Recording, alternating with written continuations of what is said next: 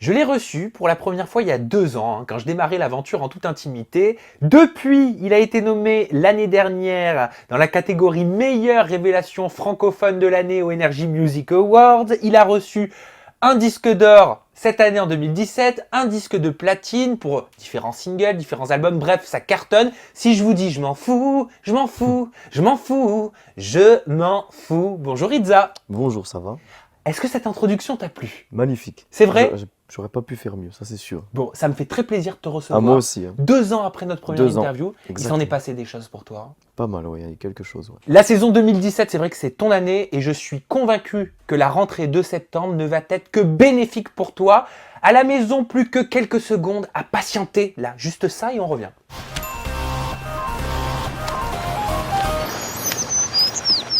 Alors, on va commencer par une photo. Je te montre une photo que Oui. tu dois connaître parce que c'est une photo de toi. Je redoute. Et Si elle date, c'est chaud. Ah ouais. ça te parle? Je savais que ça allait être compliqué. Pourquoi? Ouais, ça me parle. Je travaillais ce jour-là, en plus, j'étais plombier. T'avais quel âge sur cette photo? Je sais pas, je devais avoir 19 ans, non? Ou 20 ans? 19-20 ans? Je crois, ouais, c'est au tout début, ça.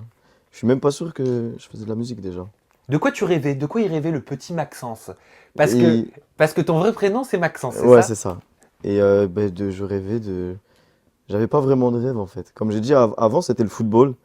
Et après, c'était au jour le jour. Donc, je rêvais juste que, que ma famille puisse vivre tranquille sans m'avoir sur le dos, quoi.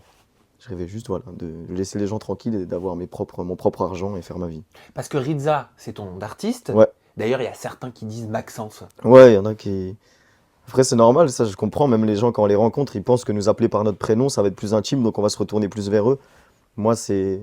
Il y a très très peu de gens qui m'appellent par mon prénom. Et il y a que mon frère, mon père et ma mère, Ah, quoi. parce qu'il y en a qui te le font dans la rue, Maxence! Ouais, même Sérieux? les gens qui me soutiennent, ils pensent que justement ça va plus nous attirer, qu'on va se retourner, alors que non, moi j'aimerais bien qu'on m'appelle Ritza. J'ai mon costume de Ritza parce que Maxence il a rien à voir en fait. Enfin, pas rien à voir, mais je suis 10 fois plus timide que ça. Ben pour moi, t'es Rizza, à Ouais, c'est ça, 100%. c'est Ritza. Ça vient d'où ce pseudo? Pourquoi t'as choisi ce pseudo? C'est les 5 mots importants en fait. Donc c'est respect, identité, détermination, solidarité et authenticité. C'est 5 mots que j'essaye de garder depuis le début. Donc c'est ta ligne de conduite, ce sont Voilà. tes valeurs. Donc après solidarité, j'ai perdu pas mal de gens en route qui ont voulu profiter un peu de moi. Mais voilà, donc j'essaye de garder le reste. T'as toujours voulu faire de la musique? Non, j'ai découvert c'est à 20 ans que j'ai commencé.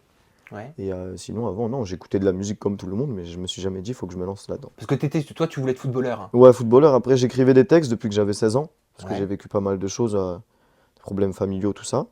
Et vers 20 ans, j'ai un ami qui faisait de la musique, qui m'a dit, bah, pourquoi t'essayes pas d'aller au studio, j'ai une adresse. Je suis parti et c'est parti comme ça. Alors, t'as commencé à rapper en 2010 Ouais, sur YouTube.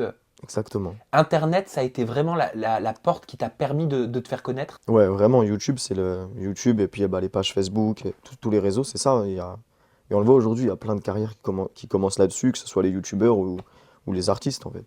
Tout le monde, il y en a plein qui, grâce à YouTube, on devient un peu plus connu. Mais t'as commencé comment? C'est-à-dire tu étais dans ta chambre, tu écrivais tes textes, tu postais tes musiques sur YouTube? Parce que moi j'ai remonté Ouais. toutes tes vidéos YouTube. Bon, il n'y a pas de clip. Non, il n'y avait pas de clip au début. Tu mets que un fond noir avec les paroles. Ouais, je mettais ça, ouais. Je faisais moi-même tout ça. Et pour le coup, c'était beaucoup plus rap. Ouais, c'était beaucoup plus rap, et il y avait beaucoup plus, bah, c'était plus de texte, moins de mélodie. Parce qu'à l'époque, en 2010, le rap était encore beaucoup à la mode. Aujourd'hui, le rap, c'est plus des mélodies que des textes, donc on s'adaptait à la mode, quoi. Si je te dis pardon, ça te fait penser à quoi? Ah, cette chanson dure à chanter en live. Et pardon, ouais, non, je crois que c'est un de mes plus beaux clips. Pour moi, c'est un de mes meilleurs souvenirs. Et dans ce clip, il y a Jessica Herrero, tu la connais? Enfin, Euh, maintenant. je la connais, on a discuté un petit peu après, mais à vrai dire, je la connaissais pas du tout.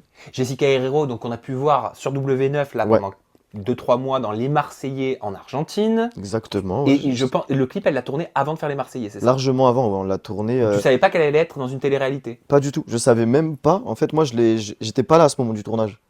Quand on a fait le tournage du clip, il y avait toutes les parties en Corse où moi, on me voit chanter. Ouais.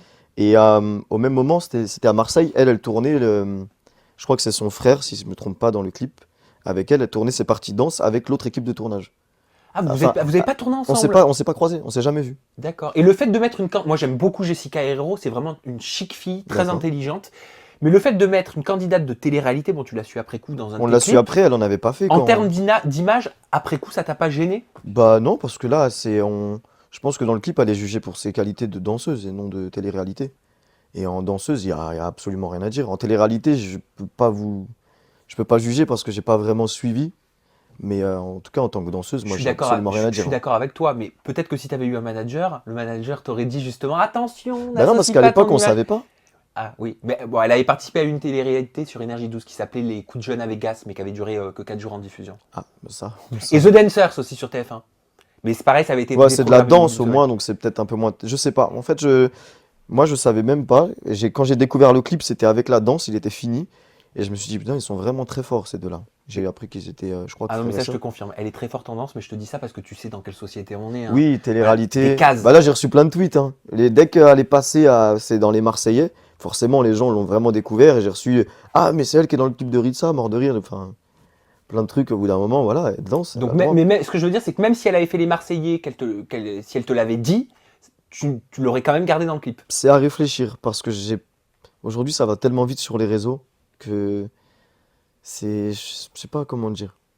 Ils ont, T'aurais eu peur ils ont peut-être. pas besoin de ça pour juger déjà, les gens. Ils jugent à tout va. Donc, si en plus je leur donne à manger, si je leur donne de quoi me descendre, ou me critiquer, ou encore me comparer, ou m'associer à de la télé-réalité, voilà, déjà que j'avais fait le mag sur Énergie 12, on commençait à mettre en mode T'avais télé-réalité. été très soutenu, on se souvient d'un baiser Oui, Capucine à voilà. Nave. Voilà, il y a eu ça, il y a eu plein de trucs comme ça, et je me suis dit, bon, je veux rester dans mon côté chanteur. Malgré que la télé-réalité, je regarde, ça me distrait de temps en temps, et dès que je- 2-3 ans après Rizza, tu peux nous le dire maintenant, il s'était passé quelque chose avec Capu. Non, rien du tout. Rien du tout. Absolument rien.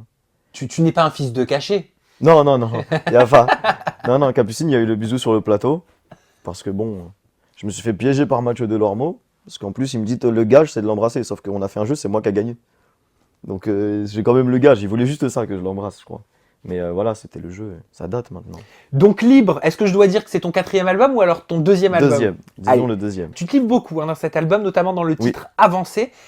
Pourquoi est-ce que tu te livres que maintenant? Pourquoi maintenant? Parce que j'avais pas encore trouvé les mots. J'étais pas encore assez mature. Et c'était difficile de parler de ma famille sans qu'ils soient blessés, en fait. Sans qu'ils se rendent compte que moi, j'ai été beaucoup blessé par ce qui s'est passé dans ma famille. Et j'avais pas vraiment trouvé les mots, j'avais pas encore les bons instruments. Et j'ai rencontré Renaud Rebillot, qui est un très grand compositeur, donc qui travaille pour qui a fait Maître Gims, Kenji, Black M, Indochine, il travaille pour beaucoup Ouais. de gens, donc un des numéros 1 du milieu. Il m'a sorti cette trompette et cette guitare, j'ai dit ah ben là j'ai pas le choix. Il faut y aller, il faut parler de tout C'est ça. pour moi. Et après j'ai pris des pincettes, hein, j'ai pas raconté ce que j'ai vraiment vécu dedans, mais ma famille sait de quoi je parle. Et j'ai vu que les gens se retrouvent aussi dans cette chanson, donc il y a beaucoup de peine cachée en fait chez les gens. Dans cette chanson, tu dis je vous ai laissé, je vous ai blessé, j'y pense chaque jour, mais je ne vous le dis pas. Je voulais Exactement. juste avancer. Exactement, parce que comme j'ai dit, j'ai eu des petits problèmes familiaux. J'ai été là un petit peu pour tout le monde. Et je suis parti comme ça d'un coup. Et j'ai eu peur de laisser, je vivais tout seul avec ma mère au final, parce que tout le monde est séparé. Et j'ai eu peur de laisser ma mère toute seule en fait. Je suis parti d'un coup comme ça pour la musique. Je suis parti à Paris. Ça m'est arrivé de dormir sur des bancs. Et voilà, au début, j'avais rien. Et donc voilà, je m'en suis un petit peu voulu de laisser ma mère toute seule comme ça, mon père aussi. Et Ouais. Tu veux dire que tu les as quittés peut-être trop brutalement, trop trop tôt? brutalement, ouais. Parce que c'est vrai qu'on était tous en contact et d'un coup, je me suis dit, il faut que je pense à moi. J'ai quand même, c'était en 2015, donc j'avais quand même 25 ans. Au bout d'un moment, il fallait que je pense à moi, à ce que je fasse ma vie, quoi. Tu étais beaucoup présent pour ta famille, c'est ça? Ouais. Et tu as beaucoup culpabilisé J'ai culpabilisé, de je les me suis laisser? senti fautif de partir. Et au final, ça va, ils l'ont bien pris, mais bon. Comment ils l'ont accueilli cette chanson? Ça les a blessés. Ça les a blessés, mais ils étaient très fiers. Pourquoi ça les a blessés? Parce qu'ils savent, en fait. Ils se sont jamais rendus compte, je leur avais jamais dit que moi, ça m'avait touché, mais ça m'a fait beaucoup de mal. T'es pudique, hein, Très pudique. comme garçon, hein, j'ai remarqué. Mais ils savaient pas, en fait, que que ça m'avait vraiment marqué tout ce qui s'est passé dans ma famille. Et du coup, ils l'ont découvert un petit peu. Ils pensaient pas que j'avais ressenti tout ça. Toujours dans cette même chanson, tu dis aujourd'hui ce que j'ai, non, je ne l'ai pas volé. Ouais. Et il y a quelques instants, tu m'expliquais que tu étais parti brutalement de chez ta famille Il y a ça, ouais. pour venir à Paris, que tu as dormi sur des bancs. Elle ressemblait à quoi ta vie dans les débuts à Paris? Dans les débuts à Paris, j'ai eu un ami. Heureusement qu'il était là. D'ailleurs, c'est devenu un ami. À la base, c'était un artiste qui s'appelait Pepe Rosso.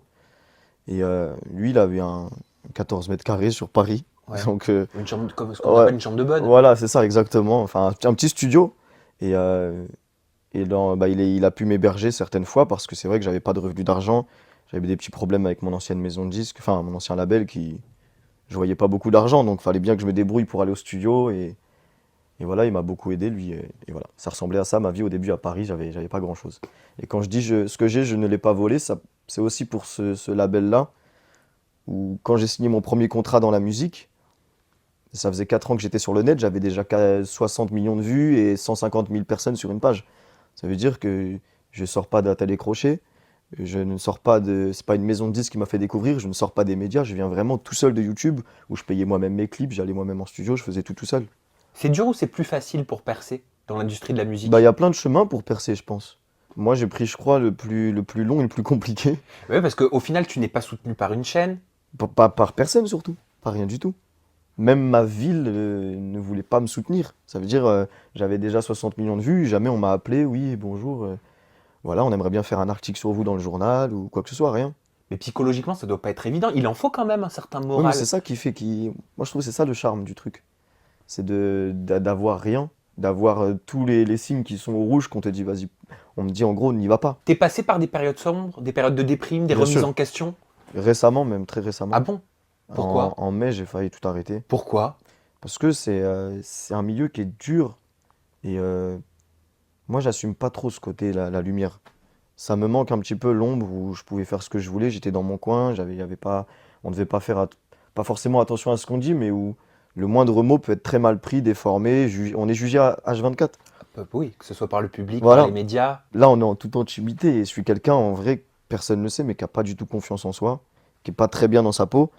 Il y a des choses que j'accepte pas sur moi et que bah, dès que je sors en showcase, j'entends ces gens appuyer sur ces petits trucs qui me font mal. Qu'est-ce qui te fait mal? Qu'est-ce que t'acceptes pas chez Ah, toi? bah, c'est certaines choses de mon physique, ou pas que je sois pas très grand, pas très épais, tu vois. Ah, Et... pourquoi? Genre, Ouais, t'entends des... attends, mais il est tout petit en vrai, bah je fais 1m70, c'est pas ma Et faute. ça te vexe? Ça, c'est pas, ça me vexe pas, mais c'est un truc où vu que j'ai pas confiance en moi de base, Ouais, ouais, non, mais je comprends, ça te fait mal, ça fait mal. ça fait pas mal, mais qu'on t'appuie dessus tous les week-ends, au bout d'un moment c'est fatigant.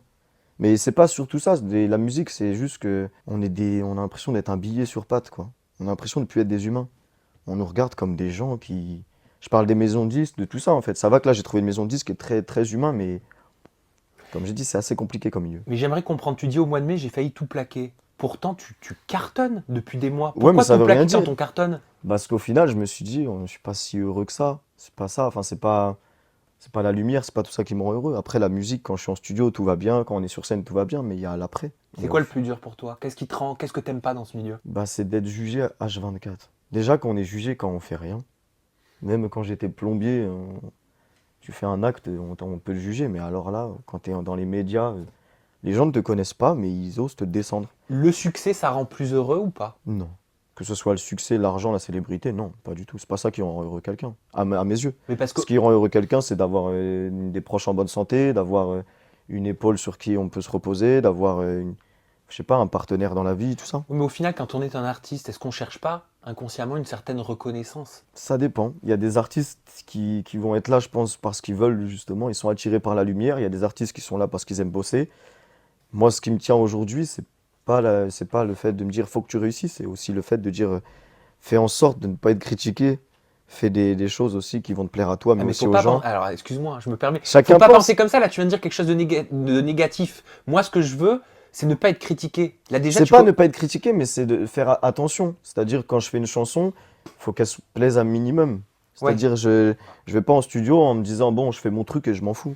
Faut aussi que ça parle aux gens, tout ça, c'est là-dedans, c'est ce que je veux dire en fait. Récemment, Mac Pokora a décidé de quitter le navire de The Voice. On s'en souvient, il a remporté la saison The Voice Kids et là il a remporté il y a quelques semaines avec Lisandro la dernière saison de The Voice. Ouais. Ça te plairait, toi, d'être dans ce contexte-là, d'être à sa place? Moi, non. Je critique pas, hein. Bien sûr. Lui, il le fait très bien, hein, mais moi, j'aurais du mal à... Comme je t'ai dit, je parle beaucoup des jugements et j'aurais du mal à donner mon jugement sur quelqu'un. Et j'ai pas envie de briser des rêves. Parce que moi, je m'imagine dans la peau du chanteur qui est chez lui, qui vient faire son test et qui se retrouve devant la France entière et qu'on te dit non, comme ça. Au final, ta passion, elle est Mais ruinée. comment refuser une opportunité comme celle-ci? C'est la première chaîne d'Europe. Ah oui, mais après, c'est comme j'ai dit, moi, je suis pas là pour... c'est pas parce que c'est les numéro 1 ou quoi que ce soit, c'est que moi, je suis là pour être bien dans ma peau déjà voilà, de continuer à faire ma petite musique dans mon coin, quoi. Alors, c'est... The Voice, non, comme j'ai dit, moi, déjà, je suis pas un chanteur à voix, donc pour juger des chanteurs comme ça, là, je pourrais pas. Pour moi, quand on juge quelqu'un, c'est qu'il faut qu'on soit au moins à son niveau ou meilleur qu'eux. Et eux, c'est des performeurs, ils arrivent, ils poussent la chanson comme ça. Moi, j'ai du respect pour eux, mais je pourrais pas juger. C'est ça qui me dérangerait, ce côté de Pourquoi jugement. tu penses que Matt Pokora est meilleur que les talents de The Voice? Bah, Matt Pokora, il a une grosse carrière qui est très respectable, il chante très bien, donc voilà, moi j'ai pas cette carrière, je chante pas, je peux pas pousser la voix comme il pousse, moi je chantonne, on va dire. Donc je trouve qu'il a beaucoup, il a sa Tu place rappes à là-bas. la base. Ouais, de base, voilà, je suis plus de base, ouais, c'était plus dans le rap. Donc j'ai appris à chanter un petit peu, mais lui, il a sa place, moi non, je pense pas. T'es auteur, compositeur, interprète. Ouais.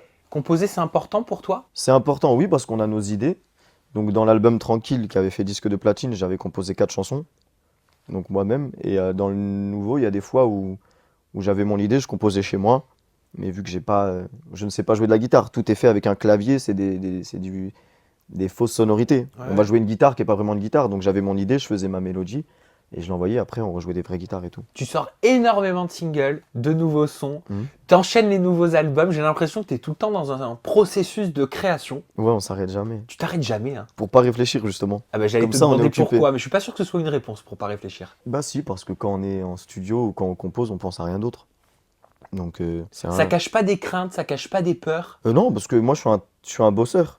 Dans l'album Libre, j'ai fait 30 chansons, j'en ai gardé 16, par exemple. Et du coup, bah, dans ces chansons-là, on va voir ce qu'on va en faire. Mais non, j'aime travailler et je suis jamais satisfait. Ah ça j'ai bien remarqué que t'étais Éternel un éternel insatisfait. insatisfait. Mais t'es quel type d'artiste? Très, très perfectionniste.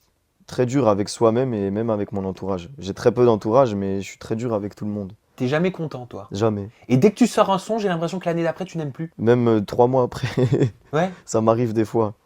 Et ouais, bah c'est comme ça, hein. Mais je crois que tous les artistes sont comme ça. On fait des sons et au bout de 2 mois, on les a écoutés. Donc nous, ils nous ont déjà lassés. Ça veut dire, moi, le son, par exemple, Avancé, je l'ai fait en juin l'année dernière. Et depuis février, il a tourné en radio, mais moi, ça faisait 8 mois que je l'avais dans la tête. Il m'a déjà lassé. Je me dis comment il peut plaire aux gens alors qu'en fait, les gens ne le connaissaient pas. Donc ils ont la sensation que j'avais au début de la création. Niveau plus perso, est-ce que tu reçois toujours des demandes en mariage sur Facebook? Parce Euh, que fut une période. ouais, sur Facebook, au début, en fait, c'est vrai que tu me ressors ça, c'est parce que moi, ça m'avait choqué, en fait. Je me dis, bon, après, il y a toujours des demandes un peu folles, hein. Sur Facebook, moi, je gère les pages et tout, mais j'ai plus la messagerie, mais sur Instagram, je vois des trucs. Qu'est-ce que tu reçois comme genre de message? Tu dois en voir, hein, toi. Hein. Bah, les gens sont directs.